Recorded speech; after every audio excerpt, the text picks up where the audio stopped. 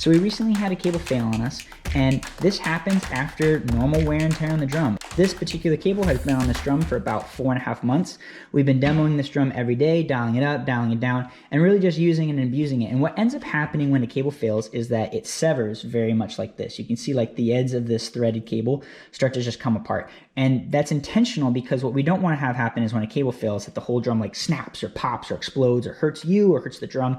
That's not going to happen. It's just going to be a very gradual like little boop, and all of a sudden you can't have any tension on one side of the drum anymore. But you'll notice that the cable is starting to fray, and that's a warning sign that it's a good opportunity to replace a cable at your earliest convenience. So replacing a cable is relatively easy. Every drum comes with an Allen wrench, and every drum comes with extra cable. So let's get this all squared up and get going. So we'll put this guy right here, and we'll get started. So first thing you do is you take your Allen wrench, and then at the end of your dial, you're going to see that there's a little keyhole right here. And this is where you put your Allen wrench. And basically, there's a little screw set in here that as you righty-tighty, lefty-loosey, kind of see it just like loosens up a little bit, the whole dial is just going to come off. It's really easy like that. And if it's really tight, don't worry about it. Just crank it in there.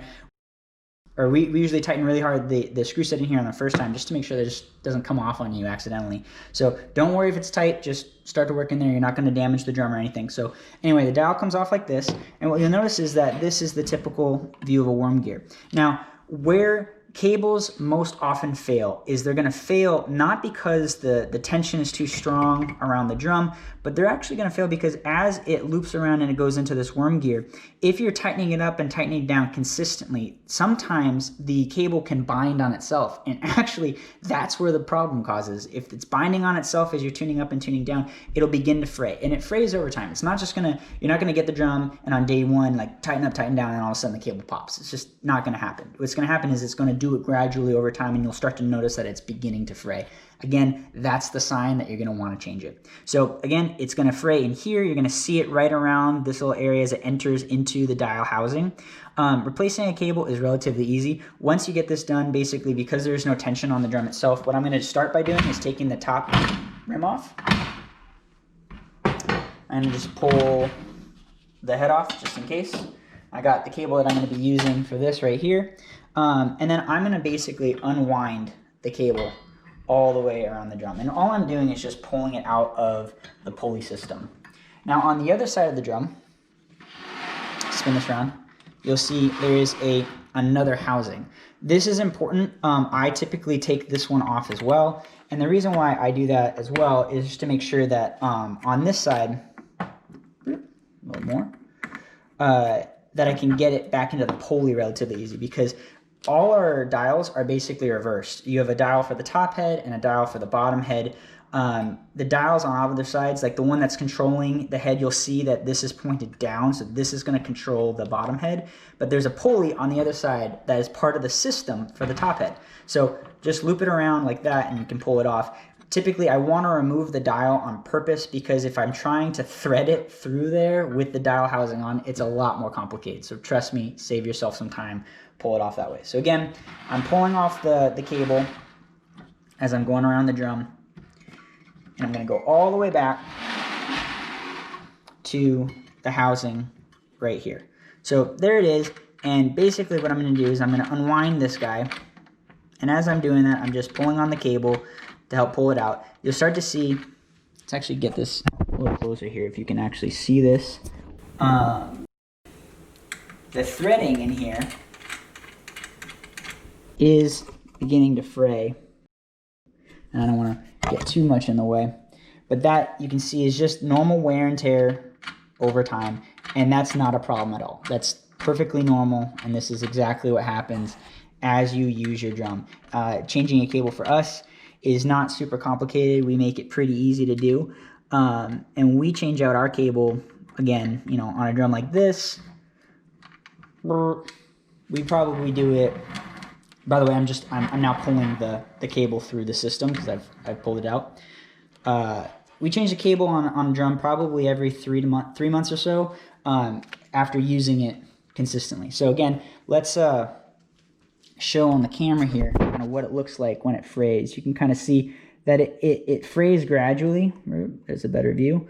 And it does not just pop, which is good because you don't want it to damage you don't want it to damage the drum. So it's perfectly normal that this happens. All right, so let's go the other way. And what's neat about this is the way that we set this up, there is 2 holes in here. And each hole on each side is meant to be a self-locking mechanism. And the way that this works is you'll see that on the end of every piece of our cable, there's a little piece that keeps it from fraying on purpose. And we make it really easy to help just self-loop as you go into those 2 little slots on the worm gear. So what I'm going to do is I'm going to start on the right-hand side. I'm just going to make sure that the cable is extended all the way. And I'm going to run it through one side and pull it through a little bit more.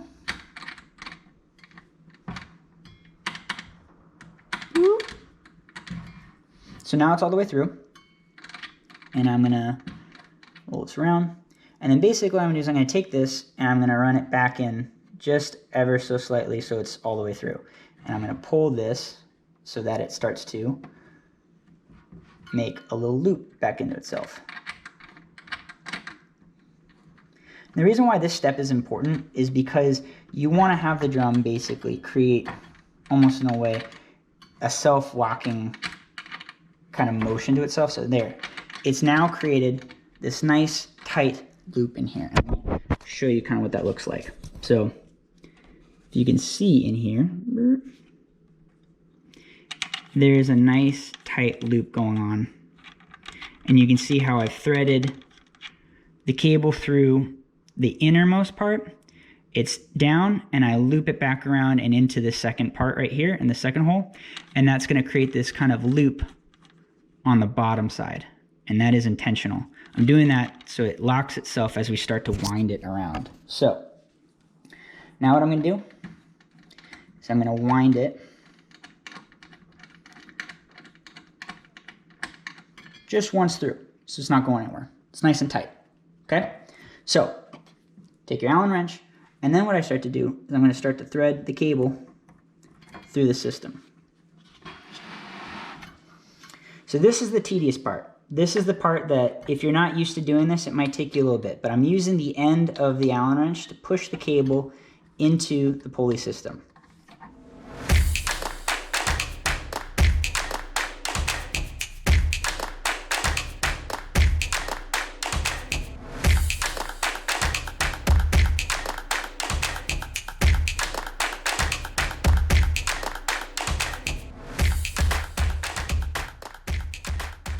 So we're halfway through the system. Just to kind of come back around, we're halfway through the system. This is the bottom dial on the other side. There's 2 dials independently, top and bottom. This is just going around the pulley on the bottom dial. Again, I pulled the dial off just to make it easier to access this. So same thing, just using the end of my Allen wrench to just push the cable in to the housing in the area that is going to be on the drum itself, and it's in, and just keep looping around. And you can test it as you go. You can see that the head is pulling, or like the cable is pulling tension on the counter hoop on the inside. So that's how you know you're on track.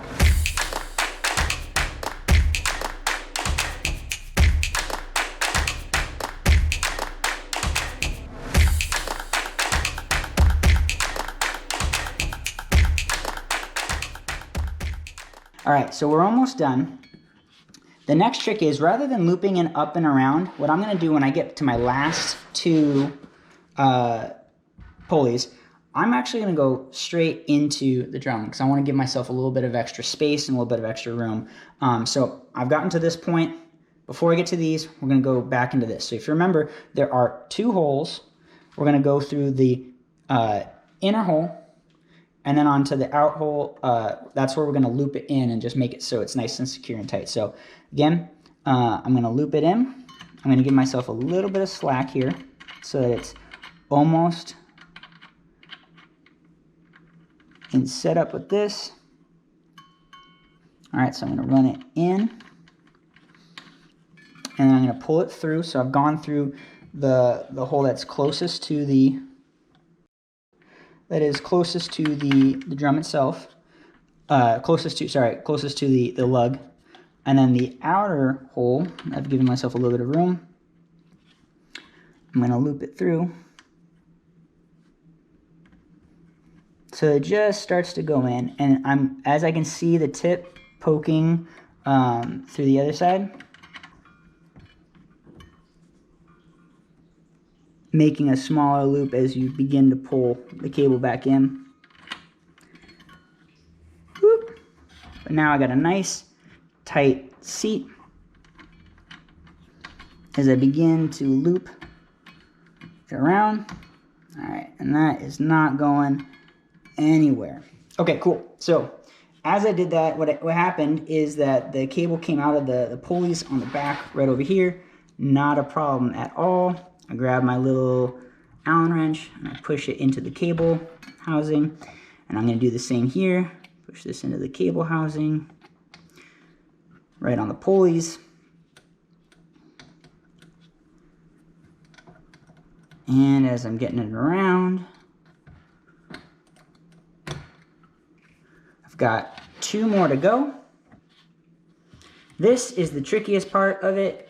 Don't worry about getting stuck. What I do is I typically will give a little bit of downward pressure on these just to get them around the last cable. So see how when I push down I get a little bit more slack? Not a problem. Use your Allen wrench to pull it up and around. Put it into the cable housing.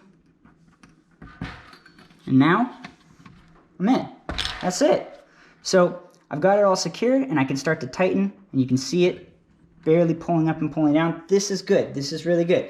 I've gotten it all pretty much squared away. So the last little bit that I'm going to do is I'm going to make sure that my dials are reattached before I go and try this on. So let's get this all squared. So I'm going to take the dial that I had. This is the top. So I'm going to grab my top dial. Honestly, it doesn't matter. They're the same exact thing. So, you know, doesn't even matter if you put them on the wrong one, because they're going to be the exact same thing. There's a half moon crescent, and that is intentional. It's meant to be a little dummy proof when you're putting this on there. Of course, people like me, you need to be a little dummy. Usually what I do is I grab thumb on the inside and I push in, because what I want to do is I want to make sure there's a nice clean seat, and then use your Allen wrench to secure the screw set and go on anywhere. That's great. Let's go around to the other side. And we'll do the same thing on this side. And we'll find, there it is. I'm just going to push in. Secure that screw set. Not going anywhere. Nice. So last thing I'm going to do before I close this all up is I'm just going to go around and make sure that the pulley is seated into all the right channels. And I'm just going to do a little bit of check. Make sure that we're looking good. This is feeling really good. I'm really happy about this. You never know when you do live demos. You just want to make sure that you're not messing anything up. So far, we're looking pretty good. And I'll tell you, I'm happy with how this came together. All right, good trial check. All right, let's seat it. So, got my head, put it back on. I got my rim. This is the quick release hoop system, right?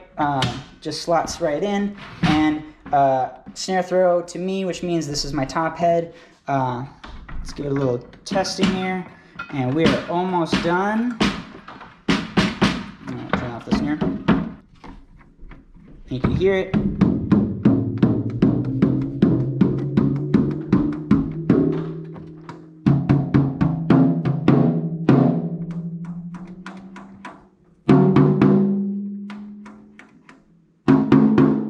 Good news, everything works.